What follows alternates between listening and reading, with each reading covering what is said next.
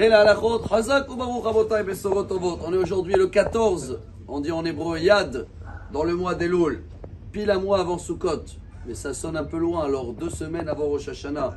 Certains encore, ils n'ont pas commencé les courses, mais dans le chouk ici, en Israël, dans le marché, ça y est déjà, Zavat Halav ou Dvash. Le miel, il est là, les dattes, les figues. La paracha de cette semaine, elle est très belle, très beau. Ve'aya kitavo el haaretz.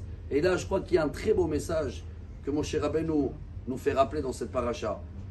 Et il leur demande au peuple d'Israël, dès que vous allez rentrer en Israël, vous allez refaire la même alliance comme quand on a reçu la Torah. Vous allez traverser le Jourdain, vous allez se mettre des 2 côtés, Har Gerizim, Har Eval, 6 tribus là, 6 tribus là.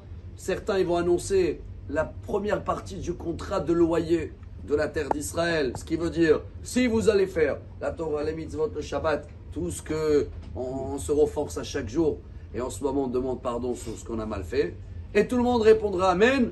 Et après, il y a la 6e montée de cette paracha, c'est là qu'on baisse un peu la voix. Il y a aussi tous les notes dans le contrat, que si vous allez faire ça et ça comme dégâts dans l'appartement, vous n'allez pas respecter ça et ça, alors le propriétaire, il est obligé de sortir les locataires, ce qui s'appelle les bénédictions et les futures bénédictions.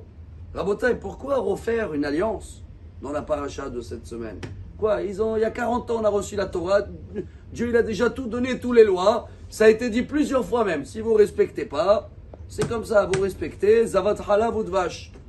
Alors une des réponses, vous allez me dire, ouais, c'est plus la même génération, ils ont passé 40 ans dans le désert. Les premiers qu'ils ont reçu les 10 commandements, ils ne sont plus là. Ça, c'est les enfants. Mais il y a aussi un beau message. C'est peut-être aussi ça le message de Shofar. C'est ce qu'il dit le Rav Neventzal, grand rabbin de la vieille ville de Jérusalem. Qu'est-ce qu'il fait le Shofar? Il fait le passé, le futur. Il nous fait rappeler le sacrifice d'Yitzhak. Il est prêt à tout sacrifier. Alors nous aussi, on dit à Dieu, voilà, rappelle-toi comment Yitzhak il a fait, et nous aussi, on va faire des efforts. Mais il y a aussi le futur dans le Shofar. On attend le son de Shofar de Mashiach. Donc dans ce qu'on attrape dans la main aujourd'hui, on est Yad Chazaka, on montre à Dieu qu'on se rappelle et on va aussi faire mieux pour arriver à un bon résultat. C'est pour ça que même s'ils se rappelaient et leur père il les a racontés, le contrat de loyer, Dieu il demande à chaque année, pas seulement chaque fois qu'ils rentrent en Israël, mise à jour, se rappeler de notre passé, projeter pour la nouvelle année, s'engager avec quoi?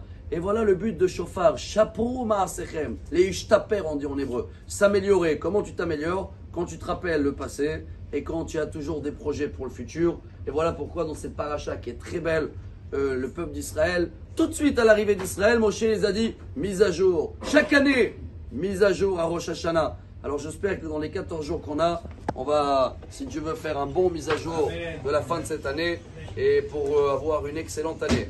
Amen.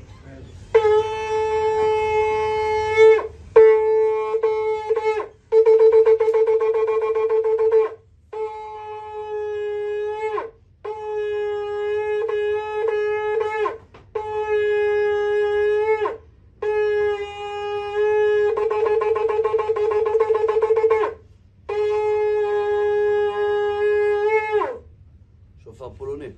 Amar Rabbi Elazar, Amar Rabbi